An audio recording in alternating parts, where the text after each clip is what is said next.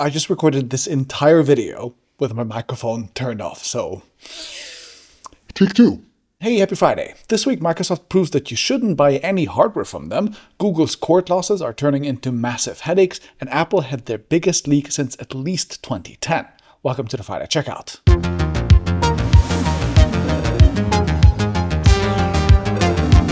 This video was sponsored by Grammarly.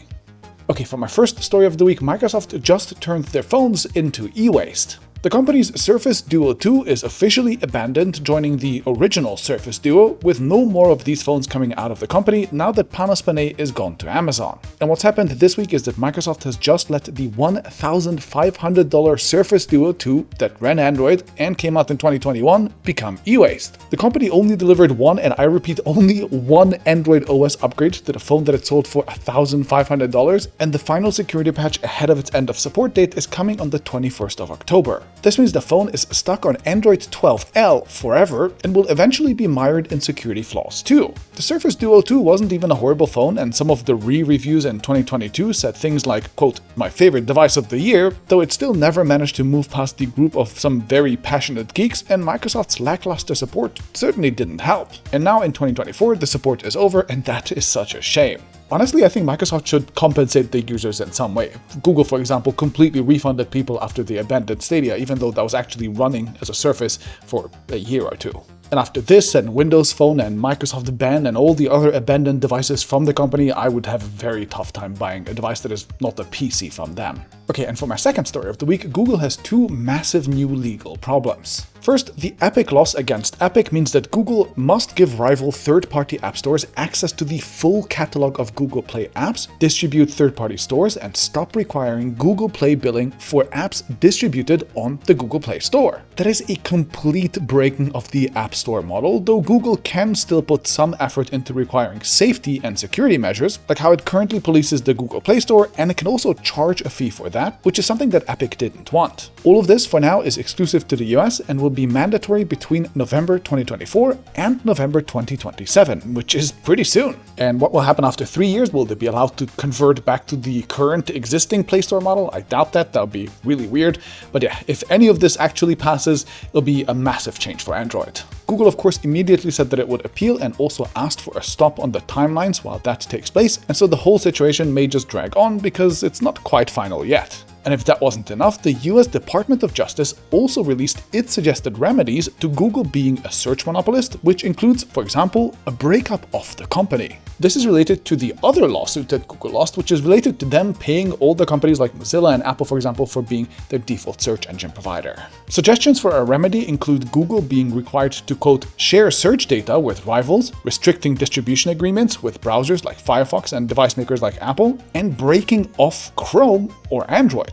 All of these would radically change what the technology landscape looks like, and so of course Google is going to fight this in court, but yeah, what a tough week for the company. Okay, and for my third story of the week, Apple's biggest leak in years just happened. The company's M4 MacBook Pro has just been fully shown off in an unboxing video via multiple Russian YouTubers who detailed specs like the expected M4 chip and the doubling of RAM on the base model, among many other things. The Geekbench results show a very impressive jump of 26.7% and 30.6% in single-core and multi-core respectively versus the M3 chip in a recent iMac. That is nice, and 16 gigs really should be the minimum in a Pro laptop, but the bigger news is actually the leak itself. It was reported that 200 M4 MacBook Pro units were available for purchase in a private Facebook group. And remember that Apple is completely obsessed about preventing leaks. The last leak we saw like this was for an early iPhone via Gizmodo, where a prototype was accidentally left in a bar in San Francisco. Back then, Apple sued people around this leak very aggressively, but I guess these people living in Russia, which is a country where Apple now officially doesn't sell their products anymore, means that they don't really have to fear lawsuits, I suppose. So if you want to become an Apple leaker, just move to Russia. Okay, as for our release monitor, Intel launched the next generation desktop CPUs called Arrow Lake, and these have brand new CPU core designs and also a new NPU. And very strangely, for a new desktop processor, there's close to no performance improvement compared to the last generation, and instead we get efficiency gains. The chip should use up to 80 watts less of power overall, while here you can see how much Intel claims they can save in various games. Oh, and they also decreased the prices a tiny bit for some of their models. I mean, reduced prices and power consumption does sound good, but then no performance jump, that's kind of weird for a new desktop generation. And also newly released this week is MediaTek's new flagship Dimensity 9400 SoC. It's based on TSMC's second generation 3nm process, and it has 4 big CPU cores again. Overall, they claim very respectable 35 and 28% gains in single-threaded and multi-threaded performance, a 40% reduction in power consumption, and more. And perhaps even more excitingly, you'll actually be able to buy one because the upcoming Oppo Find X8 series and the Vivo X200 Pro series have already launched and both actually featured this chip, so availability might actually be good this year. And in our last release, Nintendo announced an alarm clock named Alarmo. I love the name. It also costs $100. It has motion sensing, so you can snooze it from afar, and it will also play music and sounds from Super Mario or Zelda. I'm not convinced that connecting the sounds of a game you really like and the annoyance of having to wake up in the morning is a good thing, but if you want that, that is now available. Okay, and as for the brief, we start with Samsung saying that it is in a crisis and apologizing for missing profit targets. The company still made $6.8 billion in profits, but it's reportedly losing its market for high bandwidth memory, which is a special type of memory that is needed for AI data centers. Oh wow. And just a few hours before this video got published, Tesla also held its October 10th robotaxi event called We Robot. Now, I'm actually recording this video before the event, so I don't know if anything cool was announced right now, but I'll leave a pinned comment down below with my thoughts, or if you're a Nebula, I'll put that in the description.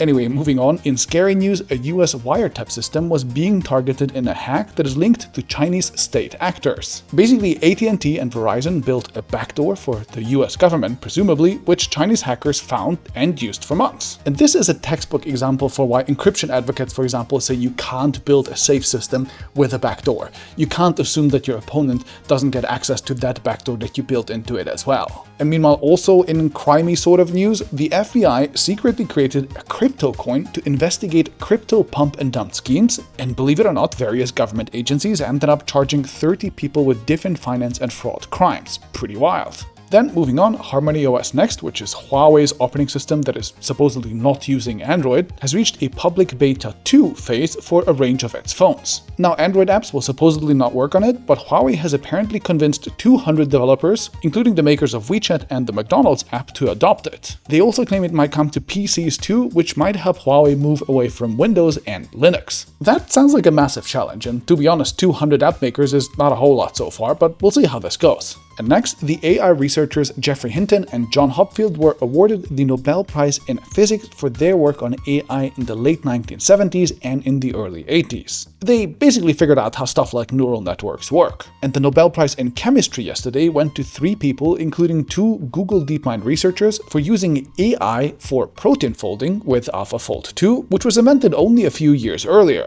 This is one of the quickest Nobel Prizes ever. And talking of an actual good use of AI, I want to tell you about Grammarly. Grammarly is an AI writing partner that helps you write better. This includes fixing your grammar, but more importantly, it also helps you rewrite sentences to be more impactful, or it can, for example, adjust your tone on the fly. You can even specify what your voice should be, which sets a baseline for the AI. For example, I have mine set as a neutral and confident writer, because most of my job is writing, of course. I write video scripts and emails all day, and if you are like me, being as accurate and as persuasive as possible is worth real money, which Grammarly can help with. It works directly in all the apps that I use, including Gmail, Google Docs, Outlook, and more, so I get consistent support wherever I write, plus it's super fast too. I've used a free version in the past, which showed me where some problems were in my writing, but since upgrading to Grammarly Pro, it has also helped me save a couple of hours a week, because I can use it to either quickly fix my mistakes, to rewrite some sentences to be more impactful, or to adjust my writing tone to make sure that I'm neither too formal nor too casual. Sign up and download for free using my link, grammarly.com/FridayCheckout. Happy writing, and I'll see you next Friday.